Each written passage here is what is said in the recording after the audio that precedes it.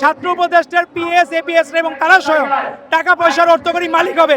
এক সময় সিঙ্গেল রুমে থাকতে পারতো না, বাইরে থাকা লাগবে দেখে হলে লিগের তোয়াজ করে তারা রুমে থাকতো।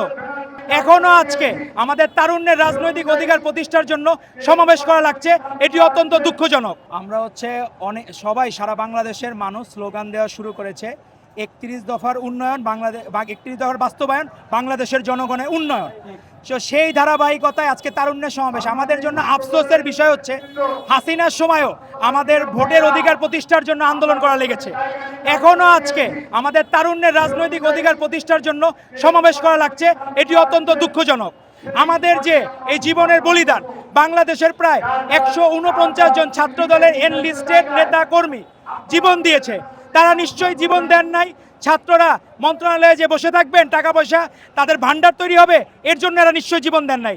এরা নিশ্চয়ই জীবন দেন নাই আওয়ামী ফ্যাসিবাদের দোসররা এরা নিশ্চিন্তে ঘুরে বেড়াবে এর জন্য এরা জীবন দেন নাই। এরা জীবন দেন নাই ছাত্র উপদেষ্টার পিএস এপিএস এবং তারা স্বয়ং টাকা পয়সার অর্থকরী মালিক হবে।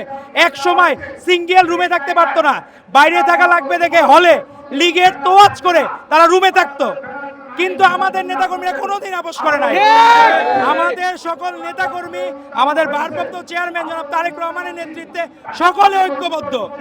আমাদের সেই ধারাবাহিকতা এবং আমাদের শিক্ষা ঐক্য প্রগতির যে ধারাবাহিকতা আমরা গ্রহণ করে যাচ্ছি, আমরা চাই একটি জাতি সুশিক্ষায় শিক্ষিত হোক। আমরা চাই আমাদের ঐক্যের প্রতীক হিসাবে আমাদের ভারপ্রাপ্ত চেয়ারম্যান জনাব তারেক রহমান যে 31 দফা প্রস্তাবনা দিয়েছেন রাষ্ট্র মেরামতের, সাম্য মানবিক বাংলাদেশ বিনির্মাণের লক্ষ্যে, সেই 31 দফা বাস্তবায়নের মধ্যে সকল সংস্কার প্রস্তাব আছে। কোনো নতুন প্রস্তাব কেউ দেখাইতে পারে নাই, কারণ সকল প্রস্তাবনা সকল সংস্কার বাংলাদেশে আমাদের দেশনেত্রী বেগম খালেদা জিয়া এবং ভারপ্রাপ্ত চেয়ারম্যান তারেক রহমান থেকে অতিরিক্ত দেশপ্রেমিক কেউ নাই, এই বাংলাদেশে নাই।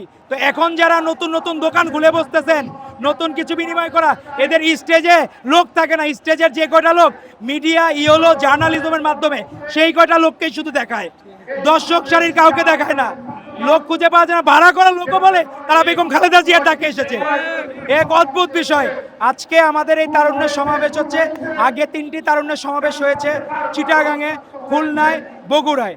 আজকে আমাদের সর্বশেষ রাজনৈতিক সমাবেশ হচ্ছে ঢাকা বিভাগ, সিলেট বিভাগ, ময়মনসিংহ বিভাগ, ফরিদপুর বিভাগের বাংলাদেশ জাতীয়তাবাদী ছাত্র দল, বাংলা জাতীয় যুব দল এবং বাংলাদেশ স্বেচ্ছাসেবক দলের সকল নেতৃবৃন্দ ঢাকায় আজকে নয়াপল্টনে একত্রিত হয়েছে।